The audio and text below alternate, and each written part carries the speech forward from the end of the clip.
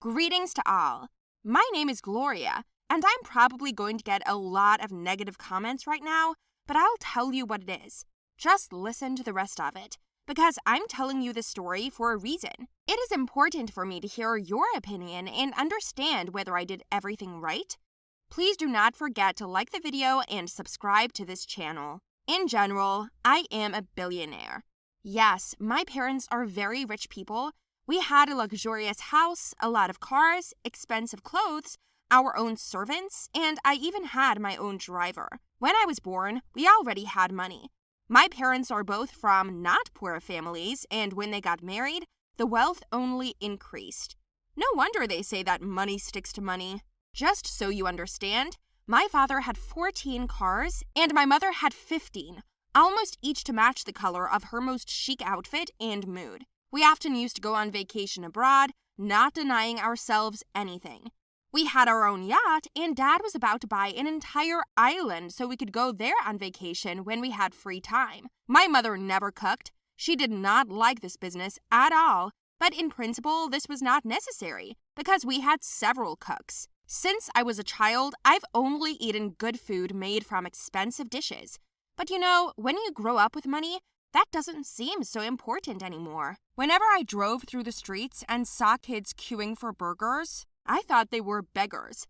I couldn't understand how they could even eat fake food. It was all worth it, of course. Cheap. Well, for me at least. In general, so we lived. And as they say, all good things come to an end. My father burned out in a moment. It was just awful. We were impoverished overnight.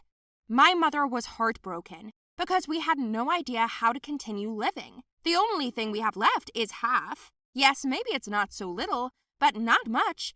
We took away a whole half. No, it wasn't the police. It was serious people who took their own.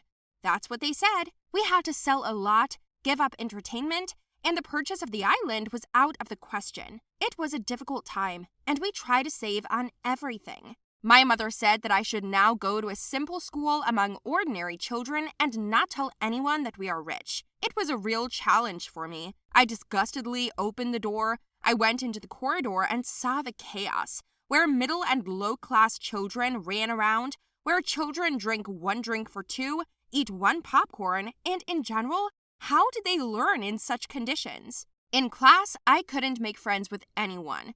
I wanted to howl and run back to my closed school, where they ate with knives and forks, where there are guards, and where my driver took me. And now what? I was supposed to take the bus, eat school food, and drink plain water, not imported from Italy? I didn't talk to my classmates just because I was disgusted. I didn't want them to touch me.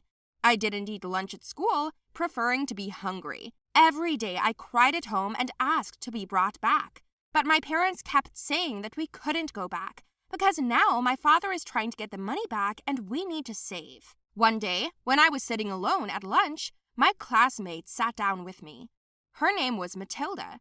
She offered me sandwiches and I turned my head away in disgust, although I was terribly hungry. To be honest, it looked delicious, but my pride wouldn't let me. Matilda took half of it and pushed the other half toward me. I asked her why she was so kind to me, to which she replied, "Why not?" Her answer surprised me. How can you treat someone well just like that? At my old school, we paid each other if we wanted to ask for a favor. I picked up her sandwich, took a bite, and realized it was the most delicious thing I'd ever eaten. She poured me a glass of juice, and it was just homemade orange juice. "Is that your mother cooking?" I asked, and Matilda replied, "Of course." I was surprised. Is it really possible to cook such delicious food at home? From that moment on, Matilda became my first friend for nothing. Every day she shared lunch with me. Sometimes we walked around the city and she showed me simple, free things that you can get a lot of pleasure from. For example, a walk in the fresh air, a lunch that her mother cooked for us. Matilda taught me to ride a bike. I tried a burger for the first time and washed it down with a Coke. My new friend showed me a different life, and it didn't turn out to be a bad one. When it was her birthday, I pulled out my savings and went to her house. Everyone gave her gifts, and I brought her money. There was about $1,000. And you know what? She refused to take it. I was very surprised, but she said that she knew about my family, financial difficulties, and that we are billionaires. You need more money now. I invited you just like that, she said. I came home and asked my mother, are there people who do things not for money? But my mother shook her head. She said that this does not happen. Everything in this world is based on money. I thought about it again, and then I texted Matilda that she was my best friend, and she texted me back. I was pleased to be friends with this girl, and I wanted to introduce her to my old rich friends. They were having a party, and I took her with me. As soon as we got there, she was ridiculed. Didn't we tell you that you can't take homeless people with you? The girl said sarcastically. I looked at Matilda in fright. She was upset, and I was so ashamed in front of her. Already with different eyes, I looked at my old company, where the girls laughed a lot, drank expensive drinks, and all the talk was only about money, shopping, and everything. Apparently, your new school for beggars didn't do you any good, they said. Not everything in the world is based on money, I said, taking Matilda's hand and leading her away.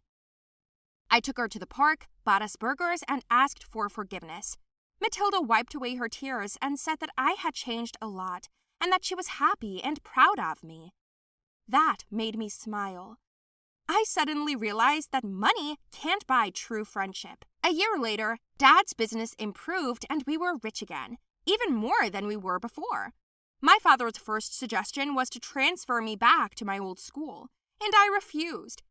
I didn't want to learn anymore and be surrounded by people who didn't have real values. When I explained my choice to my father, he said that he respected my choice and did not dare to interfere with it. My mom didn't like the idea, but my dad talked her into letting me decide for myself. So I stayed in my poor school, where I even began to dress more simply. By the way, I even had my own group of friends, and my friendship with Matilda only grew stronger. I realized that among the poor people, there are sincere and kind people who are ready to love people just for who they are. Am I right? Hi, my name is Phil, and I am a millionaire at 18 years old. You will be surprised and think that the money was probably earned not by me but by my rich parents. But this is not true. I am ready to share my story with you right now. I was born in an ordinary family. I have no brothers or sisters. My parents worked as doctors and almost always disappeared from work. For as long as I can remember, I also wanted to follow in their steps. But my father said that if I want to become a doctor, I must be 100% ready for it, because the work takes all the time, and as a return, a saved human life, but it is not always a good income. That's probably why they got married, because they understood each other. Others would simply not understand this kind of work. I can't say that our family lived comfortably. We were not poor, but we did not live on a free hand. Doctors don't always make a lot of money, as Dad pointed out. I promised my parents that one day I would get rich and they wouldn't have to work so hard anymore. They will be able to take a well-deserved rest the day before and stop worrying about other people's lives and finally take care of their own. Once in the middle of the night, the phone rang at home. An urgent call came from the hospital. It turned out that a whole family was poisoned by carbon monoxide. Their children were there. My parents rushed to the hospital without a word. My mother gave me one last kiss and told me they would be back soon. It took them a long time to get to work, and they weren't driving their own car anymore. They were in a car accident, and Dad didn't survive. Some ass cut in front of my father, and he lost control. In general, I have only my mother left. We began to live worse than we did, so I decided to find a job. It wasn't easy because I was a teenager and I needed a flexible schedule because of my studies. My classmate Jim helped me. He heard that a neighbor of his grandmother's needed someone to take care of the garden, walk the dogs, and clean the pool. All this for a good price. Of course, I immediately agreed. So after school, I could go there without interfering with my studies. Grandma Grace was a very nice and polite old lady. She immediately explained what to do. She had a swanky mansion with a huge garden. a swimming pool, and a smooth lawn. I've only seen it in movies before. She looked like a magazine cover, too. Grandmother was old, but it was obvious that she was taking good care of herself. As a child, I dreamed of living in a house like this, having purebred dogs, drinking lemonade in my garden, and playing with the most expensive toys. Mrs. Grace praised me. I did well, and it wasn't the first time I had to do dirty work, since my parents were often away from home.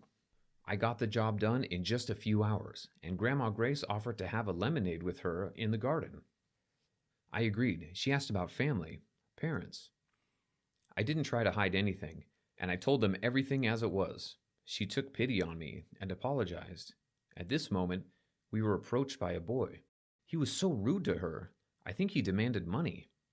The hostess smiled, gave him her card, and he left without even looking at me. This is my grandson since his parents died. I've been looking after him. Never mind, he's a well-behaved boy, but he often forgets his manners.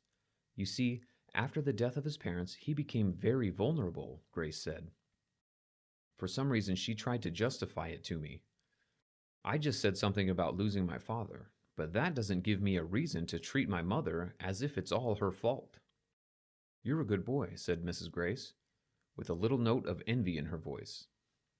And so it went on. Gradually, drinking lemonade after work became our little tradition.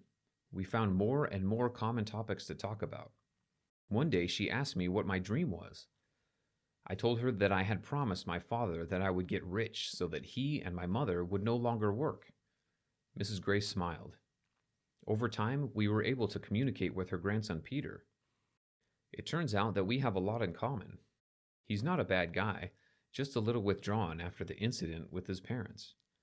I understood him very well. Then we became friends.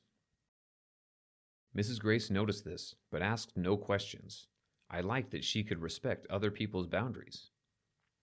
A couple of months later, I had a birthday, and my mother insisted that we celebrate it at home, promised to cook some goodies, and skip the late shift at work. I invited Peter and his grandmother and introduced them to my mother. The evening was quite nice and interesting. We laughed and joked a lot. I haven't seen my mom this happy in a long time. Grandma praised me all through dinner and made my mother blush. At the end of the evening, Mrs. Grace took out an envelope and said that it was a gift from her and Peter, and asked us to open it after they left. That's nice of you, my mother said. We said a warm goodbye, and my mother wrapped them up with her own made apple pie, and they went home. So we went back to the living room, and I opened the envelope, and a letter fell out. I have lived for many years, but only at the end of my life I realized that a person remains a person from their own choice, and not from circumstances. You and Peter have similar tragedies, which I bitterly regret. These terrible situations with the death of loved ones did not break your upbringing and attitude to others. Your mother is lucky to have such a son. This gift to you from me so that you finally fulfilled your dream, got rich, and your mother went on a well-deserved vacation, the letter said. The envelope itself contained a check for $1 million. For another 5 minutes there was a silence in our room. Then my mother fainted. I sat and stared at the receipt, my eyes bulging with surprise, my palms sweating, my cheeks flushed with hot breath. $1 million? 1 million? Mom, we are millionaires, I shouted at last. Mom opened her eyes at that moment, got up from the floor, and snatched the check out of my hands. We couldn't believe it. I immediately remembered my dad. I wish he was with us at this moment. Mom immediately sat down at the computer and chose the next flight to another country on vacation. We'll go on vacation, and you go to Mrs. Grace tomorrow, she said firmly. I went to my grandmother's house and she asked me, laughing, if I would continue to cut the bushes in her garden as a millionaire, and I replied that my work had long since developed into a pleasant way of life, so I would still be a gardener. It took me a long time to find the right words to express my gratitude for such a generous gift, but I think she understood me without words. I hugged her and told her that I would visit her again very soon, and she whispered something in my ear. Then my mother and I first bought tickets to another country to travel. It was the first time I'd seen my mother so relaxed. For the first time, she didn't rush anywhere, didn't run down the hall with a gurney, didn't break the news to relatives of patients, didn't worry about bills, and didn't cry. She was just resting, just like I wanted her to. After a while, my mother and I came up with and opened a small business, which I successfully run together with Peter, my already best friend. You gave me so much more. Hope for good, my grandmother had whispered. So we gave it to each other.